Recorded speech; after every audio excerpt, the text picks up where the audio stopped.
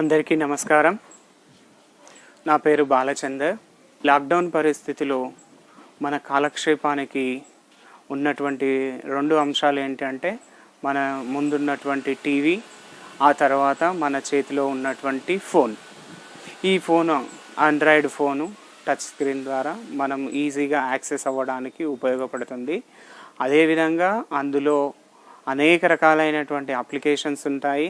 ఆ అప్లికేషన్స్లో అనేక మందికి కాలక్షేపానికి ఉపయోగపడుతున్నది మీరు చెప్పింది కరెక్టే, అదే యూట్యూబ్. సో 2019 మే లెక్కల ప్రకారము ప్రతి నిమిషము 500 గంటల వీడియో యూట్యూబ్లోకి అప్లోడ్ అవుతున్నాయి. అదేవిధంగా రోజుకు 15 బిలియన్ గంటల వ్యూస్ వీక్షకులు చూస్తున్నారు. అంటే రోజులో 15 బిలియన్ గంటల వీడియోలు ప్రతిరోజు ప్రపంచవ్యాప్తంగా ఉన్నటువంటి వ్యూవర్స్ యూట్యూబ్ వినియోగదారులు చూస్తున్నారు. మరి ఎంత ఫేమస్, ఎంత ప్రాముఖ్యత, ఎంత పాపులారిటీ పొందినటువంటి ఈ యూట్యూబ్ని స్టార్ట్ చేసింది ముగ్గురు ఎంప్లాయీస్. పేపాల్ అనేటటువంటి ఆన్లైన్ ట్రాన్సాక్షన్ మనీని ట్రాన్స్ఫర్ చేసేటటువంటి పేపాల్లో పనిచేసేటటువంటి ముగ్గురు employees, Steve Chad Harley and Javed Karim అనేటటువంటి ముగ్గురు ఎంప్లాయీస్ మన యూట్యూబ్ని స్టార్ట్ చేయడం జరిగింది. మరి ఈ యూట్యూబ్ని వాళ్ళకు ఏ విధంగా పేపాల్ అనేటటువంటి కంపెనీలో పనిచేస్తున్నారు. కానీ 2004లో వాళ్ళు ఒక ఆన్లైన్లో ఇండియన్ ఓషన్లో సంభవించినటువంటి సునామీకి సంబంధించిన వీడియోల గురించి, అదేవిధంగా జనెట్ జాక్సన్ అనేటటువంటి మ్యూజికల్ షో గురించి వాళ్ళు ఆన్లైన్లో వెతికినప్పుడు వారికి వీడియోస్ ఏవి లభించలేదు. దాంతో వాళ్ళకు ఒక ఐడియా వచ్చింది, అరే మనకు ఆన్లైన్లో వీడియోస్ షేరింగ్ ఉండేటటువంటి ఒక ఆన్లైన్లో వీడియోలు షేర్ చేసుకునేటటువంటి ప్లాట్ఫామ్ ఉంటే ఏ విధంగా ఉంటుంది అనే ఆలోచన వచ్చి ఫిబ్రవరి 14, 2005లో www.youtube.com అనేటటువంటి వెబ్సైట్ని వాళ్ళు స్టార్ట్ చేయడం జరిగింది. అయితే దానిలో ఉన్నటువంటి సాఫ్ట్వేర్ని అంతా డెవలప్ చేస్తూ కొన్ని నెలల్లో, అంటే ఏప్రిల్ 23, 2005లో జావేద్ కరీం మొట్టమొదటి వీడియోని అప్లోడ్ చేయడం జరిగింది. ఈ మొట్టమొదటి వీడియో ఏంటో మీకు తెలుసా? కావాలనుకున్న వారు ఇప్పుడు కూడా మనం యూట్యూబ్లో సెర్చ్ చేయవచ్చు. Me at the zoo. Me at the zoo అనేటటువంటి పేరు మీద జావేద్ కరీం 19 సెకండ్ల నిడివి ఉన్నటువంటి వీడియోని టెస్టింగ్ గురించి, వెబ్సైట్ యొక్క టెస్టింగ్ గురించి, అదే ఆన్లైన్లో వీడియోస్ని షేర్ చేయడానికి టెస్టింగ్ గురించి ఈ వీడియోని అప్లోడ్ చేయడం జరిగింది. ఆ తర్వాత కరీం ఎటువంటి వీడియోల్ని అప్లోడ్ చేయలేదు, కానీ కేవలం ఒక్క వీడియో, అది 19 సెకండ్లు, శాండిగో జూ అనేటటువంటి కాలిఫోర్నియాలో ఉన్నటువంటి శాండిగో జూలో ఒక ఏనుగు ముందు నిలబడి ఏనుగు తొండం చాలా పెద్దగా ఉంది లేదా పొడవుగా ఉంది అని చెప్పినటువంటి వీడియో, 19 సెకండ్లు ఉన్నటువంటి ఈ వీడియోని ప్రపంచవ్యాప్తంగా 94 మిలియన్ వీక్షకులు వీక్షించారు. ఆ ఒక్క వీడియోకి గాను 8,36,000 సబ్స్క్రిప్షన్స్ అతనికి రావడం జరిగింది ఇప్పటి వరకు. అయితే నవంబర్లో 2006లో ఈ యూట్యూబ్ సంస్థని గూగుల్ వాళ్ళు పర్చేస్ చేయడం జరిగింది. దానికి గాను $1.65 బిలియన్ ముగ్గురికి చెల్లించడం జరిగింది.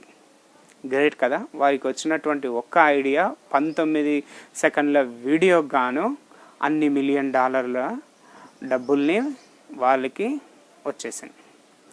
సో ఈ విధంగా గూగుల్ వాళ్ళు తీసుకున్న తర్వాత అనేక రకాలైనటువంటి మార్పులు చేస్తూ వచ్చారు. వారు లోకలైజేషన్ పేరు మీద అనేక దేశాలకు విస్తరించారు. అదేవిధంగా మన దేశంలోకి 2008లో లోకలైజేషన్ అనేది ప్రారంభం అయ్యింది. ఆ తర్వాత వీరికి రెవెన్యూ అనేది అడ్వర్టైజ్మెంట్లు, ప్రకటనల ద్వారా రావడం జరుగుతుంది. సో మనం ఎవరైతే వీడియోస్ని చూస్తుంటామో అక్కడ మనకు ప్రకటనలు రావడం, అడ్వర్టైజ్మెంట్లు రావడం జరుగుతుంది. సో ఈ అడ్వర్టైజులు లేకుండా కూడా వ్యూవర్స్కి ఇవ్వడానికి యూట్యూబ్ ప్రీమియం అని ఉంటుంది. దానికి మనం డబ్బులు పే చేసినట్లయితే ఆ యూట్యూబ్ ప్రీమియం ద్వారా మనకు ప్రకటన లేనటువంటి వీడియోలను వీక్షించవచ్చు. అదేవిధంగా మరి ఒక ప్రాబ్లమ్స్ని ఫేస్ చేశారు. అంటే యూట్యూబ్లో వీడియోలని డౌన్లోడ్ చేసుకోవడం, ఏదైనా థర్డ్ పార్టీ సాఫ్ట్వేర్లని డౌన్లోడ్ చేసుకోవాల్సి వస్తుంది. అందుకు గాను దాని నుంచి ఓవర్కమ్ చేసుకోవడానికి యూట్యూబ్ వాళ్ళు అనేటటువంటి ఆండ్రాయిడ్ అప్లికేషన్ని డెవలప్ చేయడం జరిగింది. అంటే మనం యూట్యూబ్ గో ద్వారా మనకు యూట్యూబ్లో ఉన్నటువంటి వీడియోస్ని డౌన్లోడ్ చేసుకోవచ్చు. అంటే క్రియేటివ్ కామన్స్ ఉన్నటువంటి వీడియోస్ని డౌన్లోడ్ చేసుకోవచ్చు, వాటిని మన ఫోన్లోకి బిల్డ్ చేయవచ్చు. సో ఈ విధంగా జరుగుతున్నటువంటి ఈ విధంగా మార్పులు జరుగుతున్నటువంటి యూట్యూబ్లో వీడియోలు చూడడానికి మనకు ఎటువంటి రిజిస్ట్రేషన్, మనం మొబైల్ ఉన్నట్లయితే యూట్యూబ్ యాప్ని డౌన్లోడ్ చేసుకొని మనం చూడవచ్చు. కానీ ఒక వీడియోని యూట్యూబ్లోకి మనం పంపించాలనుకుంటే తప్పనిసరిగా మనకు అకౌంట్ ఉండాలి. యూట్యూబ్ ఛానల్ని క్రియేట్ చేయడము చాలా సులువు. మనకు జీమెయిల్ అకౌంట్ ఉన్నట్లయితే ఆ జీమెయిల్ అకౌంట్ ద్వారా మనం యూట్యూబ్ ఛానల్ని క్రియేట్ చేయవచ్చు. కానీ సులువైంది, కానీ దాంట్లో అప్లోడ్ చేయాలంటే కొన్ని విషయాలు మనం గుర్తుంచుకోవాలి. మొట్టమొదటి కాపీరైటెడ్ మెటీరియల్. ఎట్టి పరిస్థితిలోనూ ఒక సంస్థ లేదా వ్యక్తి తయారు చేసినటువంటి వీడియోలు కానీ, యానిమేటెడ్ కానీ, పిక్చర్ కానీ, చివరికి మ్యూజిక్ కానీ వాళ్ళ అనుమతి లేకుండా మన యూట్యూబ్ ఛానల్లోకి అప్లోడ్ చేయడానికి వీల్లేదు. ఒకవేళ అలా చేస్తే మనకు కాపీరైట్ స్ట్రైక్ వస్తుంది, అంటే ఒక హెచ్చరిక వస్తుంది. ఆ విధంగా హెచ్చరికలు అనేవి 3 కంటే ఎక్కువ వచ్చినట్లయితే మన ఛానల్ని సస్పెండ్ చేసే అధికారము లేదా కంప్లీట్గా క్లోజ్ చేసే అధికారము యూట్యూబ్ సంస్థకి ఉంటుంది. కాబట్టి ఎట్టి పరిస్థితుల్లోనూ కాపీరైట్ ఇష్యూస్ ఉన్నటువంటి వీడియోస్ని తీసుకోవడానికి వీల్లేదు. ఒకవేళ మీకు ఆ వీడియో చాలా నచ్చినట్లయితే డైరెక్ట్ ఆ లింక్నే పిల్లలకు ఇవ్వగలరు.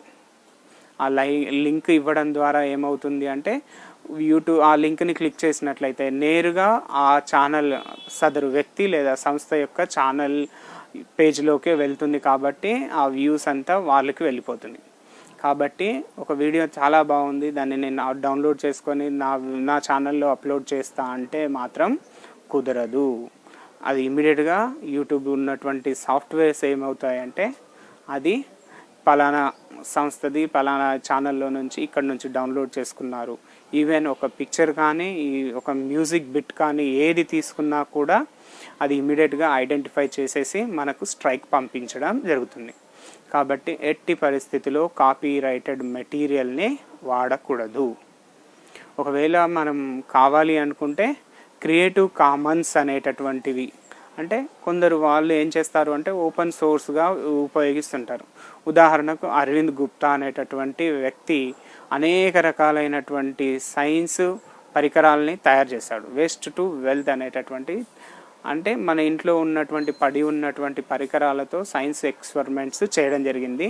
అతను క్రియేటివ్ కామన్స్ అని ఇచ్చాడు. అయితే అలా క్రియేటివ్ కామన్స్ ఉన్నటువంటి వీడియోస్ని డౌన్లోడ్ చేసుకోవచ్చు, వాటిని మాడిఫికేషన్ చేసి మనం యూట్యూబ్లోకి అప్లోడ్ చేయడానికి వీలుంటుంది. క్రియేటివ్ కామన్ లేనటువంటి వీడియోస్ని ఎట్టి పరిస్థితిలో డౌన్లోడ్ చేయకూడదు. ఒకవేళ అది బాగా ఉంది, ఆ ఎక్స్ప్లెనేషన్ అద్భుతంగా ఉంది అనుకుంటే డైరెక్ట్ ఆ లింక్ని పిల్లలకి ఇవ్వడం లాంటిది చేయాలి. ఇది మొదటి విషయం. రెండో విషయం, ఒక కాంట్రవర్సీ వీడియోల్ని ఎట్టి పరిస్థితిలో మన ఛానల్లోకి అప్లోడ్ చేయకూడదు. అదే దేశాన్ని కానీ ఒక మతాన్ని కానీ కులాన్ని కానీ కించపరుస్తూ ఉన్నటువంటి వీడియోల్ని కూడా ఎట్టి పరిస్థితిలో మనం ఉపయోగించకూడదు. చివరిగా చైల్డ్ ప్రొటెక్షన్, చివరిది మరియు ముఖ్యమైనది చైల్డ్ సేఫ్టీ. బాలల హక్కులకు, వాళ్ళ రైట్స్కి ఎటువంటి వీడియోస్ని మనము అందులోకి అప్లోడ్ చేయకూడదు. సో ఈ విషయాలని గుర్తుపెట్టుకొని మనం ఛానల్ని స్టార్ట్ చేసుకోవచ్చు. అలా స్టార్ట్ చేసుకునేటటువంటి మనం వీడియోస్ని అప్లోడ్ చేయాలి అనుకుంటే ఆ ఛానల్ నేమ్ అనేటటువంటిది దానికి పేరుకు తగ్గట్టుగా ఉంచుకోండి. ఉదాహరణకు నేను ఒక 6 years కింద మొట్టమొదటి వీడియోని అప్లోడ్ చేయడం జరిగింది. నా ఫోన్లో ఎక్కువ అవుతుంది కాబట్టి నేను ఎక్కడ స్టోర్ చేయాలనో తెలియక డైరెక్ట్ యూట్యూబ్లోకి స్టోర్ చేశాను. అప్పుడు ఉన్నటువంటి ఆ పేరుతో ఉంది, పేరు మార్చలేదు. అందు గురించే అది కొంచెం వేరుగా ఉంటుంది. ఆ తర్వాత స్టోరేజ్ గురించి స్టార్ట్ చేసినటువంటి ఈ ఛానల్ క్రమంగా టీచర్ హెల్ప్ఫుల్కి సంబంధించిన మెటీరియల్, కొన్ని సాఫ్ట్వేర్కి సంబంధించిన మెటీరియల్ పెడుతూ మొన్న ఈ మంతే 1000 సబ్స్క్రిప్షన్ని రీచ్ అయ్యింది. అందుకు ప్రత్యేకంగా అందరికీ ధన్యవాదాలు తెలియజేస్తున్నాను. సో ఈ విధంగా మనం మన ఛానల్కి సూటబుల్ నేమ్ అయితే పెట్టుకోండి.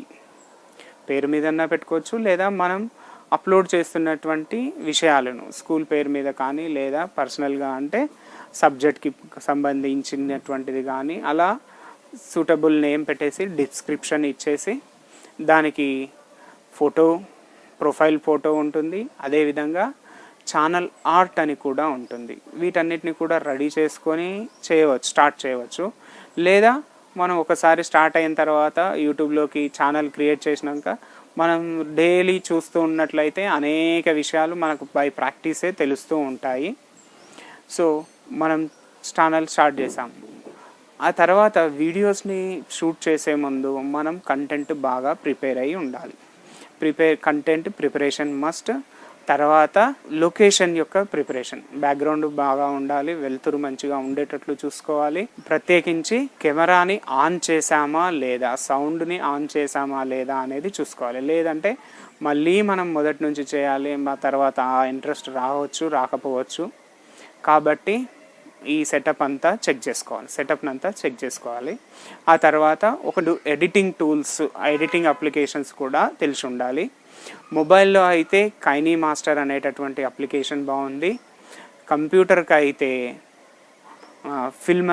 ఫిల్మెరో అనేటటువంటి సాఫ్ట్వేర్ ఉంది.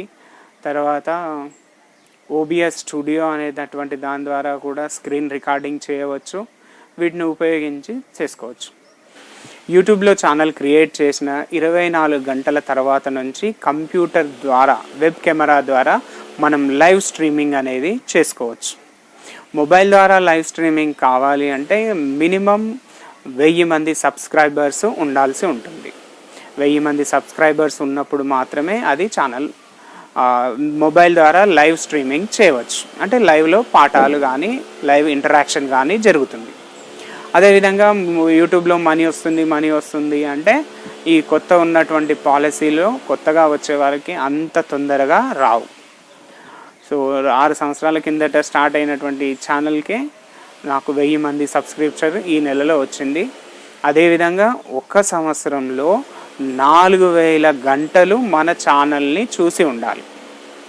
4000 గంటలు అంటే 2,40,000 నిమిషాలు మన ఛానల్ని చూసి ఉన్నట్లయితే ఆ తర్వాతనే మన ఛానల్లో ఉన్నటువంటి వీడియోస్కి అడ్వర్టైజ్మెంట్, ప్రకటనలు రావడం జరుగుతుంది. ఆ ప్రకటనల ద్వారా మనీ వస్తుంది. సో పై విషయాలను గుర్తులో జ్ఞాపకం ఉంచుకొని కాపీరైటెడ్, అదేవిధంగా కాంట్రవర్సీ వీడియోలు కానీ, హేట్ఫుల్ వీడియోస్ కానీ, అదేవిధంగా చైల్డ్ ప్రొటెక్షన్కి విఘాతం కలిగించినటువంటి వీడియోల్ని తయారు చేసి యూట్యూబ్లో ఉంచి యూట్యూబ్లో ఛానల్ని క్రియేట్ చేయగలరు. యూట్యూబ్లో ఛానల్ క్రియేట్ చేసిన తర్వాత లైవ్ అనేటటువంటిది ఎనేబుల్ చేయాల్సి ఉంటుంది. ఆ ఎనేబుల్ చేసినటువంటి 24 గంటల తర్వాతనే మనకు ఆ పర్మిషన్ రావడం జరుగుతుంది, వెరిఫికేషన్ అవుతుంది. అది తర్వాత 24 అవర్స్ తర్వాతనే మనకు పర్మిషన్ వస్తుంది. ఆ తర్వాత మనం లైవ్లో క్లాసెస్ చెప్పాలనుకుంటే చెప్పవచ్చు. కానీ మొబైల్ ఫోన్లో మాత్రము లైవ్ స్ట్రీమింగ్ రావడానికి మినిమం 1000 మెంబర్స్, 1000 మంది సబ్స్క్రైబర్స్ ఉండాలి. ఆ తర్వాతనే మనం ఏం చేయవచ్చు అంటే లైవ్ అనేది స్టార్ట్ చేయవచ్చు. మొబైల్ ద్వారా లైవ్ని స్టార్ట్ చేయవచ్చు. సో ద్వారా కానీ, ఇటు కంప్యూటర్ వెబ్ కెమెరా ద్వారా కానీ లైవ్ స్టార్ట్ చేసినప్పుడు మనం గుర్తుంచుకోవాల్సినటువంటి అంశం, మొదటిది మనకు హై స్పీడ్ ఇంటర్నెట్ ఉండాలి. సో ఇంటర్నెట్ పూర్గా ఉందనుకోండి, మధ్యలో బ్రేక్ అయ్యిందనుకోండి, మన లైవ్ డిస్టర్బ్ అవుతుంది. అది చూసే వాళ్ళకు మధ్యలో బ్రేక్ అయిపోతే అసంపూర్తి సమాచారం వెళ్తుంది. కాబట్టి మళ్ళీ తర్వాత లైవ్ అనే దాని మీదకి చూపించరు. కాబట్టి గుడ్ హై స్పీడ్ ఇంటర్నెట్ ఉన్నటువంటి దాన్నే కనెక్షన్ ఉండేటట్లు చూసుకోవాలి. ఆ తర్వాత సౌండ్ క్వాలిటీ మంచిగా ఉండేటట్లు చూసుకోవాలి. అదేవిధంగా బ్యాక్గ్రౌండ్, టోటల్ సెటప్, మనం లెసన్లో చెప్పేటప్పుడు వాళ్ళకి ఏమైనా చూపించాలి అనుకున్నటువంటి వాటిని ముందుగా ప్రిపేర్డ్ అయ్యి అన్నీ రెడీ చేసుకొని ఉంచేసుకోవాలి. తర్వాత క్లియర్ బ్యాక్గ్రౌండ్ ఉండే విధంగా చూసుకోవాలి. మరియు గంట సేపు లేదా 45 నిమిషాలు చెప్పే విధమైనటువంటి కంటెంట్ ప్రిపరేషన్ కూడా చాలా ముఖ్యమైనది. అదేవిధంగా ప్రేక్షకులు అడిగేటటువంటి వివిధ ప్రశ్నలకు కూడా మనం లైవ్ చాట్ ద్వారా సమాధానాలు ఇవ్వవచ్చు. అంటే 1 అవర్ ప్రోగ్రామ్ పెట్టుకున్నట్లయితే ఆ 1 అవర్లో 45 మినిట్స్ మన క్లాసుకు గాను మిగిలినటువంటి 15 నిమిషాల టైంని మనం క్వశ్చన్ ఆన్సర్స్ ఇవ్వడానికి ఉపయోగించుకున్నట్లయితే బెస్ట్గా ఉంటుంది. సో అదేవిధంగా చేయకూడని అంశాలు కొన్ని ఉన్నాయి. ఎట్టి పరిస్థితిలో మన పాస్వర్డ్ కానీ మన పర్సనల్ ఇన్ఫర్మేషన్ కానీ ఈ లైవ్ చాట్లో ఎవరితోనూ షేర్ చేసుకోవద్దు. So don't share any personal information. ఆ తర్వాత మరీ లాంగ్గా కూడా పెట్టుకోకూడదు. టూ మచ్గా లైవ్ చాటింగ్ అనేటటువంటిది కూడా, మానిటర్ చాటింగ్ అనేది కూడా ఎక్కువగా పెట్టుకోవద్దు. ఈ విధమైనటువంటి సూచనలు పాటిస్తూ మనం లైవ్ క్లాసులను చెప్పుకోవచ్చు. అదేవిధంగా తప్పనిసరిగా అందరూ వీడియోలను తయారు చేసి అప్లోడ్ చేసుకోవచ్చును. తద్వారా మనం ఆ లింక్ని పిల్లలకి ఇచ్చినట్లయితే వినడానికి ఇష్టపడతారు లేదా చూడడానికి ఇష్టపడతారు. మనం ముందు వీడియోలోనే చెప్పుకున్నాం, ఎన్ని వీడియోలు ఉన్నా వాళ్ళ యొక్క టీచరు లేదా వారి యొక్క సార్ ద్వారా విన్నప్పుడు వాళ్ళకు చాలా బాగా అర్థమవుతుంది. కాబట్టి ఆ మాడ్యులేషన్ మనం ఉపయోగిస్తాం. కాబట్టి విద్యార్థుల నాడి మనకు తెలిసి ఉంటుంది. కాబట్టి మనం తయారు చేసి వాళ్ళకి అందించినట్లయితే మనకు బెస్ట్గా పర్ఫార్మెన్స్, బెస్ట్ రిజల్ట్ అనేది మనం పొందగలుగుతాం. కాబట్టి యూట్యూబ్ ఛానల్ని క్రియేట్ చేయండి. ఆ తర్వాత యూట్యూబ్ ఛానల్ క్రియేషన్ గురించి నా నెక్స్ట్ వీడియోలో తెలియజేస్తాను. అదేవిధంగా ఆ క్రియేట్ చేసిన తర్వాత మనం చేయవలసినటువంటి అనేక విషయాల గురించి కూడా ముందు వీడియోలలో నేను చూపించబోతున్నాను. మీకు ఎటువంటి సందేహాలు ఉన్నటువంటి కామెంట్లో తెలియజేయగలరు. అదేవిధంగా please subscribe to my channel. Thank you.